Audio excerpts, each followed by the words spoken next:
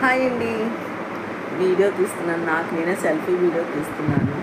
దేనికంటే కొంచెం ఇంపార్టెంట్ విషయం చెప్దారి అనేసి నేను అందరితో షేర్ చేద్దామనేసి కేవలం డాక్టర్లో నర్సులో నిర్లక్ష్యం ఏం జరిగిందో, ఒక అమ్మాయి లైఫ్ ఏమైందో మీతో షేర్ చేద్దామని.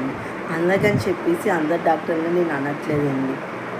కొంతమంది డాక్టర్లు, కొంతమంది నర్సుల వల్ల వాళ్ళ నిర్లక్ష్యం వల్ల ఒక అమ్మాయి లైఫ్ అసలు ఎలా ఏమైందంటే ఆ విషయం మీతో షేర్ చేద్దామని ఓన్లీ వీడియో తీస్తున్నానండి, సెల్ఫీ వీడియో.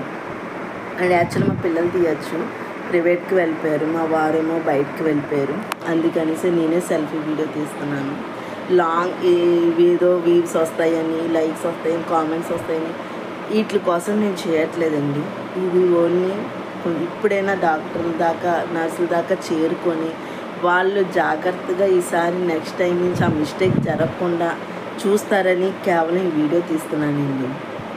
అదేంటంటే అండి, నాకు తెలిసిన ఒక ఫ్రెండ్, అంటే కొంచెం బాగా క్లోజ్ తను పాపకి ఇప్పుడు 11 ఇయర్స్ అండి.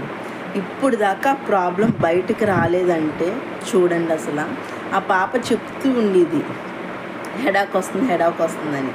కానీ వాళ్ళు మామూలుగా అంటుందేమో, పిల్ల స్కూల్ మానేయడానికి అంటుందేమో అనేసి కొంచెం నెగ్లెక్ట్ చేశారు. నెగ్లెక్ట్ చేస్తుంటే ఇంకా లాభం లేదని రీసెంట్గా 3 months బ్యాక్ వెళ్ళారన్నమాట. 3 months బ్యాక్ వెళ్ళి చూపిస్తే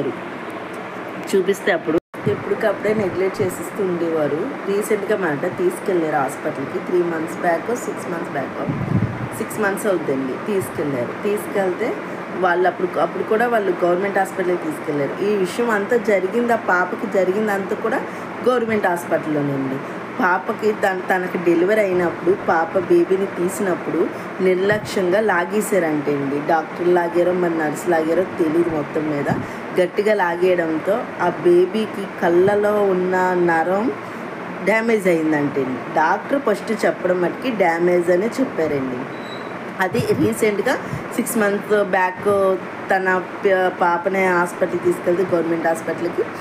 అప్పుడు స్కాన్లో అవన్నీ తీసి పాపకి కన్నుకి నరం బాగాలేదు, ఆ నరం అది ఏదో కొంచెం డ్యామేజ్ అయ్యింది అనే చెప్పారండి. అంతే. అయ్యో ఎలాగా అని చెప్పేసి అంటే గుంటూరు తీసుకెళ్ళిపోండి, గుంటూరులో చూస్తారు అని చెప్పేసి అన్నారండి. గుంటూరు తీసుకెళ్ళారండి. గుంటూరు తీసుకెళ్తే అక్కడ డాక్టర్లు అన్నారు, నరం బాగాలేదమ్మా, అమ్మాయిది చిట్లినట్టు అయింది, ఆపరేషన్ చేస్తే ప్రాబ్లం సాల్వ్ అవుతుంది, ఆపరేషన్ చేస్తాము అని అన్నారండి. ఓకే, పూణేలో అయితే అప్పటికి ఆపరేషన్కే వాళ్ళు చాలా బాధపడుతున్నారు, కుమిలిపోతున్నారు. ఆపరేషన్ ఆ పాపకి చిన్న వయసులోనే నిలిచి బాధపడుతున్నారు. సరే ఆపరేషన్ చేస్తే సెట్ అవుతుంది కదా, చేపిద్దరు ఏదో బాధపడి ఎప్పో చేద్దారని చెప్పేసి అనుకున్నారంటే. చేద్దారని చెప్పేసి అనుకుంటే సరే అయితే మీరు అందాక మెడిసిన్ వాడండి, మెడిసిన్ వాడిన తర్వాత నేను చెప్తాను ఎప్పుడు రావాలో, మీరు ఆపరేషన్కి డబ్బులు ఈలోగా ఏర్పాటు చేసుకుని ఉండండి అనేసి అన్నారంటే అండి. మీ పేరెంట్స్ ఇంకా సరే అయితే అని చెప్పేసి ఆ ట్యాబ్లెట్స్ అవి తీసుకొని పాపకి అది యూజ్ చేస్తూ వాడుతున్నారు. వాళ్ళ దగ్గర నుంచి ఫోన్ వచ్చిందంటే సరే వెళ్ళారంట. వెళ్తే ఫారెన్ డాక్టర్ వచ్చారు, చూసారంటే అండి. పాపను అన్నీ అబ్జర్వ్ చేసి అన్ని స్కాన్లు అన్నీ చేసి కళ్ళు టెస్టులు అన్నీ చేశారంటే అండి. చేసాక డాక్టర్ అన్నారంటే అండి, మీరు ఆపరేషన్ చేపిస్తే పాపకి ఇంకో పక్కనున్న ఈ కన్ను కదండి, ఇప్పుడు నెక్స్ట్ ఈ కన్నుకు కూడా ఎఫెక్ట్ చూపిస్తారు, అది ఎఫెక్ట్ జరుగుద్ది, ఇంకా అమ్మాయికి లైఫ్ లాంగ్ కళ్ళు కనిపించవు అనేసి అన్నారంటే అండి. అయ్యో ఎలా సార్, మరి ఇప్పుడు ఏంటంటే ఇంకా మీరు చేతులారా మీరు చేసుకున్న పనమ్మ, మేమేం చేయలేము, ఆపరేషన్ కూడా చేయకూడదు, ఆపరేషన్ చేసినా కూడా ఆ పాపకి కళ్ళకి ఉన్న కన్ను కూడా ఎఫెక్ట్ జరుగుద్ది అని అన్నారంటే అండి. ఇంకా అలాగ అనేసరికి ఇంకేమి చేయలేమని చేతులు ఎత్తేసారంట. ఇప్పుడు ఆ పేరెంట్స్ ఎంత బాధపడుతున్నారంటే, ఎవరికైనా ఉంటుందండి మరి ఆ బాధ. చేతులారా జరిగిపోయింది లైఫ్, అమ్మాయి లైఫ్ పోయింది. అక్కడ డాక్టరు ఒక నర్సు నిర్లక్ష్యం వల్ల పాప లైఫ్ పోయింది. అందరు డాక్టర్లు అలాగ ఉంటారనట్లేదు, ఉన్న కొంతమంది డాక్టర్లైనా అలా చేయడం వల్ల వాళ్ళు డబ్బు చూసుకున్నారో, మరి డబ్బు ఇవ్వలేని పరిస్థితులని నిర్లక్ష్యం చేశారో, మరేం చేశారో తెలియదండి. చేతులారా చేసింది అయితే మట్టుకి వాళ్ళేనంటండి.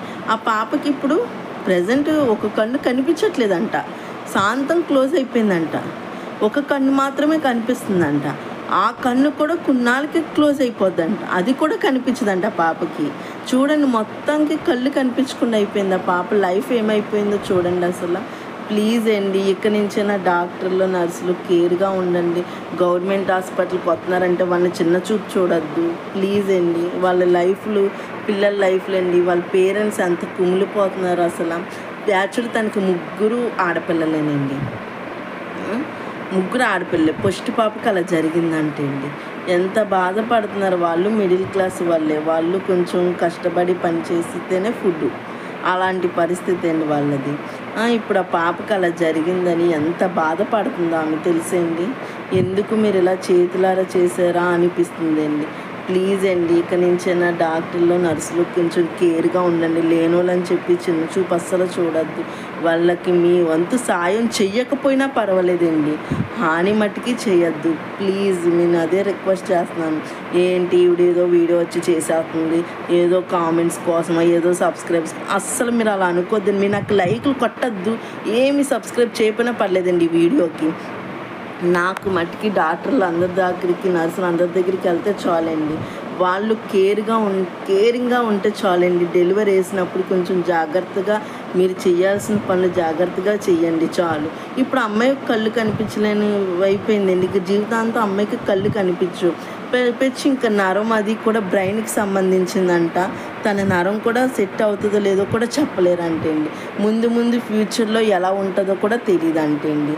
అలాంటి స్టేజ్కి వచ్చేసింది ఆ పాప, వచ్చేస్తుందంట కూడా తెలియదు అసలు. డాక్టర్లు అయితే ఇంకా మెడిసిన్ కూడా ఏమి ఇవ్వలేట్లేదంటే అండి.